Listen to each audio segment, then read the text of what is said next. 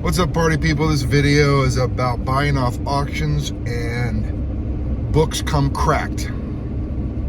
I am on about 20 auction sites daily as a broker. I started buying books on auctions for myself, and then ended up turning that into a business arm where I find big books for others as a broker, $20,000, $30,000 books, and usually get it from under fair market value because a lot of these auction sites don't report, and so it doesn't drag down the fair market value.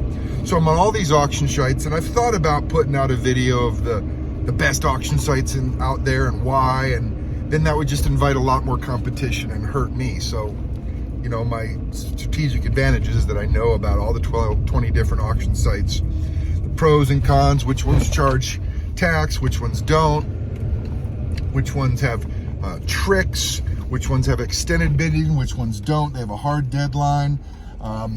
Bidding increments gets involved. There's a lot of things to learn about each auction site. But what I wanted to share with you is I'm really upset because several auction sites I have bought cracked books lately from, and they gave me no refund.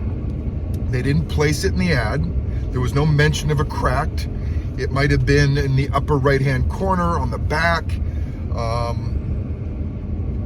I can tell you I've had some good experience with some cracked ones where it was probably obvious that they came cracked in the mail, but it wasn't easy to get a refund from them.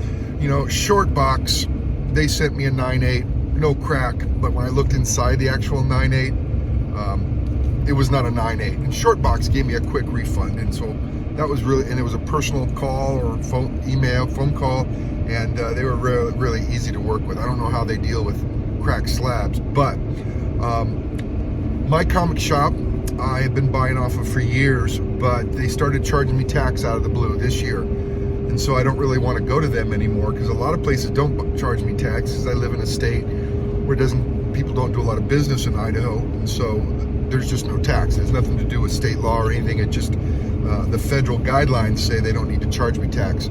That's why I hate sites like Heritage and other sites. Gold and insist on charging me tax even though they don't do business here. They don't have to per federal regulations, but they do. So there's some auction sites that charge tax no matter what, and I just avoid those, especially on $10,000, $20,000 books. But my comic shop wouldn't give me a refund on a cracked book. It was not listed that it was cracked. On the back side, if you look real closely, but in these auctions, especially with these small dollar books, you're just going through and you're clicking. So maybe it's on me. Maybe I just won't buy from my comic shop anymore, but they wouldn't give me a refund. I just got 2 signed, nice Daredevil books from Golden, only like 150, 160 bucks, 2 cheap books. And what I don't like about Golden is they charge an insurance fee, they charge a tax fee, they charge a shipping fee. So on 2 books, it's like $40 with tax and shipping and insurance fees, and so they have a lot of extra fees. So I've learned that I don't really like going with them.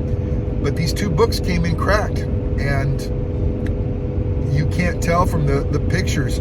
So what they did is they sent me pictures that were blown up. Well, I can't do that on my computer with the ones that they have in there, but they blew it up, and you can see like a crack in the plastic in the upper left-hand corner. They didn't make no mention of it. They don't care to make a mention of it, and I'm stuck. And CGC just raised the price of reslabbing, so I got to eat that on 2 small books. So here's the point. If you are a seller and you have cracked books, junk books, books that are probably a 9.4 or a 9.6, but they're in a 9.8 case, go sell them on my comic shop or Golden, because those guys don't play. They'll give no refunds, and you'll get top dollar for your 9.8.